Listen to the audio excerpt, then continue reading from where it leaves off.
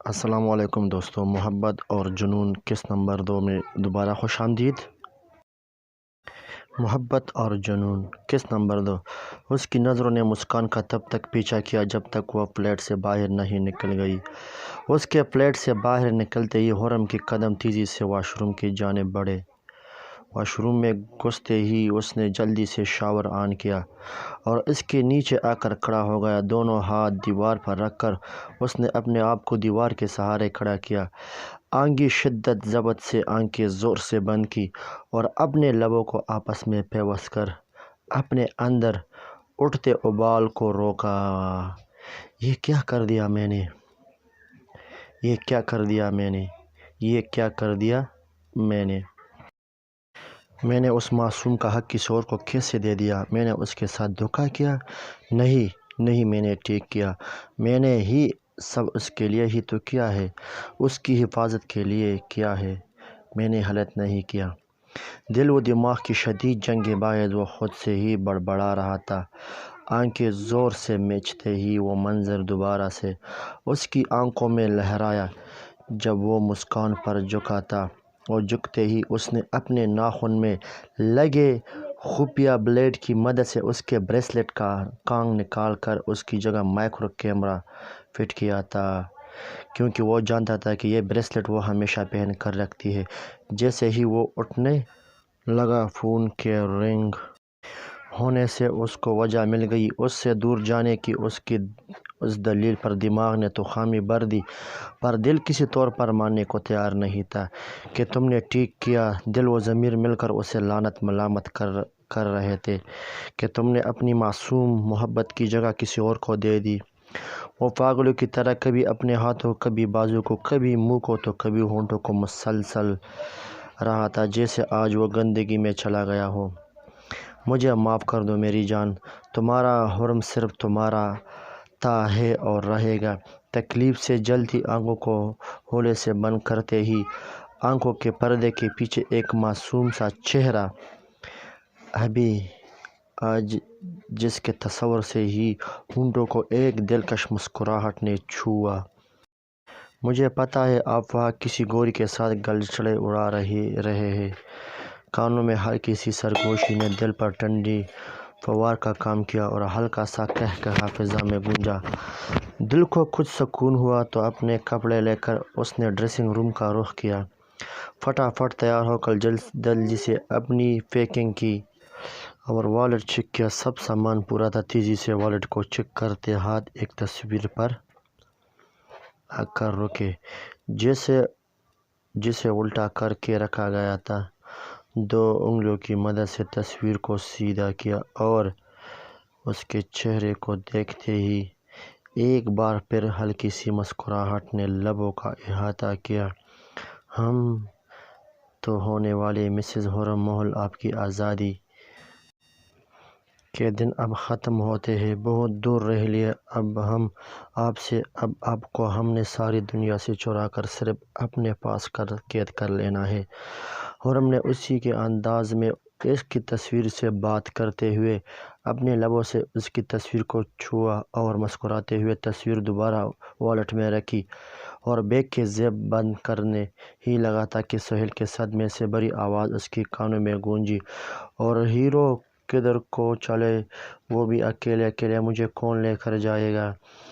ابھی حرم نے کچھ بولنے کے لیے لب واقع ہی تھے کہ سہیل نے پیج میں ہی بات کاٹ کر عورتوں کی طرح دہائی دی، ہائے اللہ میرا دوست بدل گیا جب سے اسے میک اپ کی دکان سے ملا ہے۔ میری تو کوئی ویلیو ہی نہیں رہ گئی ہے۔ میں کیا کرتا ہوں، کہاں جاتا ہوں، کھانا کھاتا بھی ہوں کہ نہیں، بس اس کو اس منحوس عورت کی پڑی رہتی ہے۔ مسکان کو منحوس عورت کہنے پر حرم کے ہونٹوں پر ہلکی سی مسکراہٹ آئی، جسے سہیل نے بہت غور سے نوٹ کیا۔ وہ پہلے بھی کئی بار نوٹ کر چکا تھا کہ حرم کو مسکان سے کوئی دل لگاؤ نہیں تھا، پر وہ سمجھ نہیں پاتا تھا کہ یہ اس کا صرف شک ہے یا حقیقت، کیونکہ مسکان کے ساتھ اس کا رویہ ایسا تھا جیسے اس پر دل و جان سے فدا ہو۔ پر اس نے مسکان کو کبھی خود سے نہیں بلایا تھا۔ ہاں، وہ اگر خود چل کے آ جاتی تھی تو حرم کا رویہ ایسا ہوتا تھا کہ دنیا میں اس سے بڑھ کر اس کے لیے کچھ نہ ہو۔ لیکن آج جب اس نے خود مسکان کو ڈھیروں میسج کر کے بلایا تو اس کا شک یقین میں بدل گیا۔ حرم نے جب اسے اپنی طرف گھورتے پایا تو ایک آئی برو اٹھا کر اس کی جانب دیکھا۔ کیا ہے؟ میرے بیوٹیفل فیس کو نظر لگانی ہے؟ چلنا ہے تو سامان اٹھا اور آجا میرے ساتھ۔ واہ واہ، نخرے تو دیکھو جناب کے، کچھ ٹائم پہلے جانا نہیں تھا، اب ایسے بیہیو کر رہا ہے جیسے لندن کی ساری پولیس اپنا باقی کام چھوڑ کر اس کے پیچھے لگے ہو۔ جلدی آجا، جلدی۔ حرم نے دروازے کے باہر سے ہانک لگائی اور پھر اپنے قدم ریسیپشن کی طرف بڑھا دیا۔ وہ جو سمجھ رہی تھی کہ ان 5 سالوں میں وہ بہت بہادر ہو گئی ہے اور کسی کا بھی مقابلہ کر سکتی ہے، پر حرم سے بات کرتے ہی ساری غلط فہمی پوری طرح سے دور ہو گئی اور اب وہ عجیب سا منہ بنا کر موبائل کو دیکھ رہی تھی۔ بھلا میں نے ایسا بھی کیا بول دیا جو اتنے غصے سے بول رہے تھے؟ یہی تو بلانا کہ کسی گوری کے ساتھ۔ او میرے خدایا، میں نے کیا بول دیا؟ اب تو وہ جن میرا قیمہ بنا دے گا۔ اس لیے سیانے بولتے ہیں پہلے تولو پھر بولو، پھر بولتے ہوئے پتہ نہیں یہ میری تکڑی کہاں چلی جاتی ہے۔ اپنی ناخنوں کو تیزی سے کتراتے ہوئے مسلسل اپنی بننے والی درگت کے بارے میں سوچ رہی تھی، پر اچانک سے دماغ میں جھمکا ہوا۔ وہ تو آ ہی نہیں رہے۔ خوشی میں تالی بجاتے وہ 1 فٹ اچھلی اور چور نظروں سے چاروں طرف دیکھا کہ کوئی اسے دیکھ تو نہیں رہا۔ دبے پاؤں ماجد صاحب کے کمرے کی طرف پاؤں بڑھا دیے، چپکے سے دروازہ کھول کر آہستہ ان کے بیڈ کی طرف قدم بڑھائے۔ آہستہ سے موبائل رکھ کر جیسے ہی وہ جانے کے لیے مڑی کہ ماجد صاحب کی آواز سن کر وہیں رک گئی۔ ہاں تو ہو گئی بات بیٹا؟ تایا ابو آپ کیسے ہمیشہ میری چوری پکڑ لیتے ہیں، اور آپ تو سو رہے تھے، پر اٹھ کیسے گئی؟ پہلی بات کہ ہم سو نہیں رہے تھے، اور دوسری بات کہ آپ کو چوری کرنا نہیں آتی۔ ماجد صاحب نے پیار سے اس کے سر پر ہلکی سی چپت لگائی۔ اس کی آنکھیں اس بات اور حیرت سے پھیل گئیں۔ مطلب تایا اب ہم کو چوری کرنا سیکھنی ہی گئی؟ اپنی طرف سے اس نے بہت سوچ سمجھ کر عقل مندی سے بھرپور بات بولی تھی۔ ہاں ہے نا؟ تایا ابو چٹکی بجا کر اپنی بات کی تصدیق کرنے کے اس نے ماجد صاحب سے پوچھا، پر ماجد صاحب کا حیرت سے گنگ چہرہ دیکھ کر اسے کچھ غلط ہونے کا احساس ہوا۔ کیا ہوا؟ تایا ابو کو کچھ نہیں بیٹا، چوری نہیں کرتے، اور اچھے بچے تو بالکل نہیں کرتے۔ تایا ابو ہم بچے نہیں ہیں، ہم پورے 19 سال کے ہیں۔ اس نے پوری آنکھیں کھول کر نچاتے ہوئے ایسے بتایا جیسے کوئی بہت بڑا کارنامہ سر انجام دے دیا ہو۔ پر بیٹا، بڑا ہو چھوٹا ہو، چوری کوئی نہیں کر سکتا۔ اچھا چھوڑو، تم اس بات کو یہ بتاؤ کہ بات ہوئی حرم سے کچھ بتایا؟ کب آئے گا؟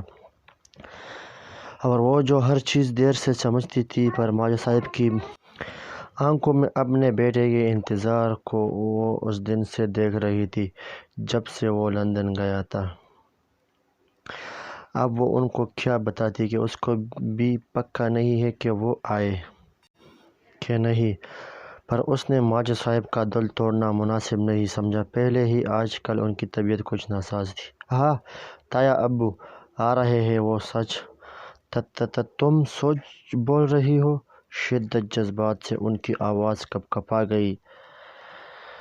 ہاں وہ بول رہے تھے جیسے وقت ملا وہ آ جائیں گے، اور اس کی اس بات پر وہ لمبی سانس کھینچ کر رہ گئے، کیونکہ پچھلے سال بھی اس نے یہی بولا تھا، اور اب 1 سال ہونے کو آیا تھا۔ اپنی اسٹڈی کمپلیٹ ہونے کے باوجود 1 سال سے وہ وہی ڈیرا ڈالے بیٹھا تھا۔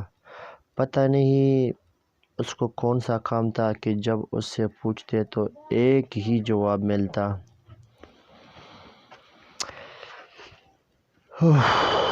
بابا ایک بہت ضروری کام ہے مجھے، جو مجھے ہر حال میں کرنا ہے۔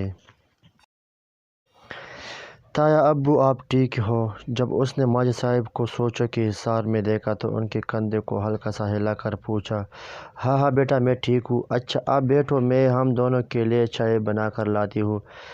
اچھا سنو، تھوڑی چینی بھی ڈال دینا۔ ماجد صاحب نے چور نظروں سے ادھر ادھر دیکھتے ہوئے اتنی آہستہ آواز میں کہا کہ اگر دیواروں نے بھی سن لیا تو وہ نایاب بیگم کو جا کر بتا دے گی۔